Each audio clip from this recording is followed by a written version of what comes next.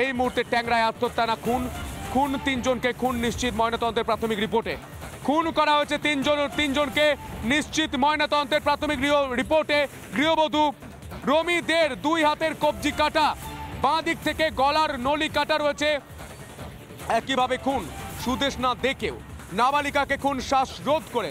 আরো বিস্তারিত জানবো, আমাদের সঙ্গে রয়েছেন আমাদের প্রতিনিধি সৈকত। সৈকত, এই মুহূর্তে কি তথ্য উঠে আসছে সৈকত?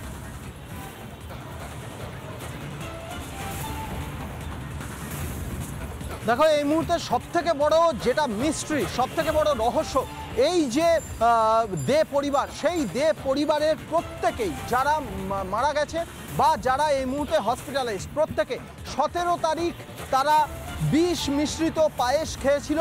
কিন্তু 18 তারিখ দেখা যায় যে 18 তারিখ রাতের বেলা এই যে 3 জন হসপিটালাইজড, অর্থাৎ প্রসূন এবং প্রণয় এবং তাদের ছেলে, তারা রাতের বেলা বাড়ি থেকে বেরোচ্ছে গাড়ি নিয়ে। তাহলে 17 তারিখ রাতের বেলা যারা পায়েস খেয়েছে, 18 তারিখ সারা দিন তারা কি করছিল?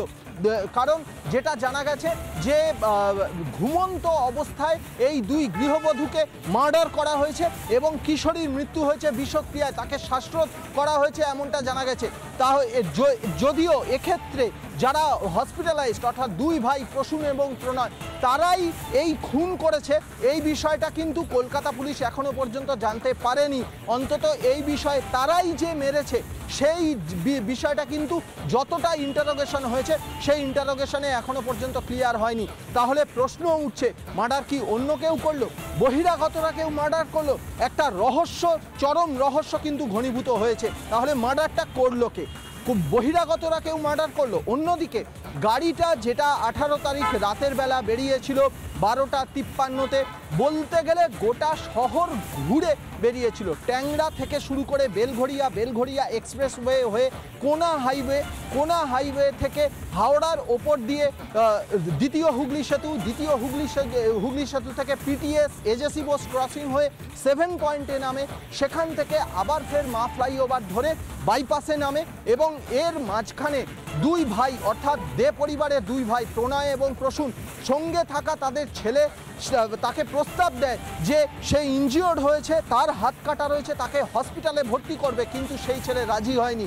তারপরেই বাইপাসে নেমে দুরন্ত গতিতে, ঝড়ের থেকেও বেশি গতিতে গাড়ি ছুটিয়ে নিয়ে যায় এবং অভিষিক্তার ওই যে মেট্রো পিলার, সেই অভিষিক্তার মেট্রো পিলারে সজোরে ধাক্কা মারে এবং এমনভাবে ধাক্কা মেরেছে যাতে 3 জনেই যাতে মারা যায়, এটা জেনে শুনেই ধাক্কা মেরেছে। কিন্তু এই যে ট্যাংরার 2 জন গৃহবধূ যা খুন করা হয়েছে বলে পিএম রিপোর্টে এসেছে, সেই খুনটা এই 2 ভাইয়ের কেউ একজন করেছে। এই বিষয়ে কিন্তু এখনো পর্যন্ত কলকাতা পুলিশ ক্লিয়ার হতে পারছে না, কারণ তাদেরকে যেটুকু জিজ্ঞাসাবাদ করা হয়েছে, এক ভাইকে, প্রসূন দেকে। বেশ সৈকত, এই খবরের দিকে অবশ্যই আমাদের নজর থাকবে। এর পাশাপাশি আমাদের নজর রাখতে হচ্ছে ফরেন্সিক টিম। ইতিমধ্যে ফরেন্সিক বিশেষজ্ঞ যারা রয়েছেন মেট্রো পিলারে ধাক্কা দিয়ে পরিবারের গাড়ির থেকে নমুনা সংগ্রহ, ফরেন্সিকের সংগ্রহ করা হলো গাড়ির চাবি, সিটের অংশ সংগ্রহ করা হলো, জামার বোতামও। দুর্ঘটনাগ্রস্ত গাড়ি পরীক্ষা বিশেষজ্ঞদের। এই মুহূর্তে সেই ছবি উঠে আসছে। আরো বিস্তারিত জানবো, আমাদের সঙ্গে রয়েছেন আমাদের প্রতিনিধি ওয়েন্দ্রিলা। এই মুহূর্তে কি তথ্য উঠে আসছে, কি ছবি উঠে আসছে ওয়েন্দ্রিলা?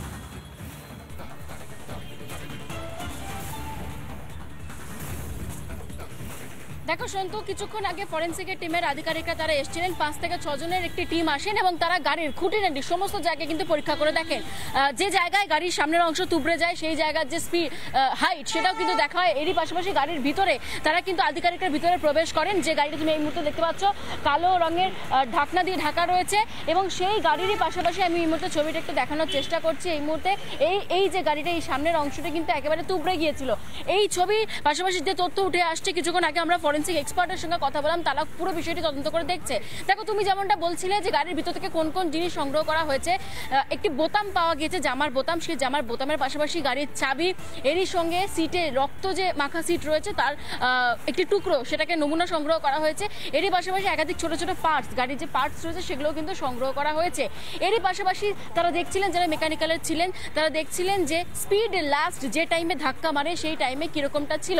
এরই সঙ্গে তারা এই মুহূর্তে মনে করছে যে দুরন্ত গতিতে যখন গাড়িটা ধাক্কা মারে সেই সময় স্পিড অত্যন্ত হাই ছিল এবং যে কারণে কিন্তু গাড়ির সামনের অংশ একবারে দুমড়ে মুচড়ে যায়। দেখো ট্যাংরার যে এই ঘটনাতে কিন্তু এই গাড়িটা অন্যতম একটি রহস্য উদ্ঘাটন করতে পারে বলে এই মুহূর্তে মনে করছে পুলিশ, এবং যে কারণে কিন্তু আমরা দেখলাম যে 6 থেকে 7 জনের টিম কিছুক্ষণ আগে তারা এসছেন এবং এসে গোটা জায়গাটি তারা কিন্তু পরিদর্শন করেছেন। সব মিলিয়ে কিন্তু একাধিক বিষয় কিন্তু উত্তর পেতে চাইছেন এই মুহূর্তে তদন্তকারী আধিকারিকরা। সন্তু।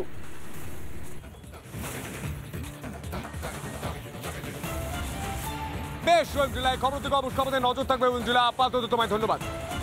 এর পাশাপাশি একটি গুরুত্বপূর্ণ ব্রেকিং এ নজর রাখতে হচ্ছে, আপনারা জানেন নানা ধরনের কন্টেন্ট দেখার জন্য লাইক করুন, শেয়ার করুন আমাদের ফেসবুক পেজ, সাবস্ক্রাইব করুন আমাদের ইউটিউব চ্যানেল। পাশাপাশি অন্যান্য ব্রেকিং নিউজের জন্য অবশ্যই চোখ রাখুন রিপাবলিক বাংলায়।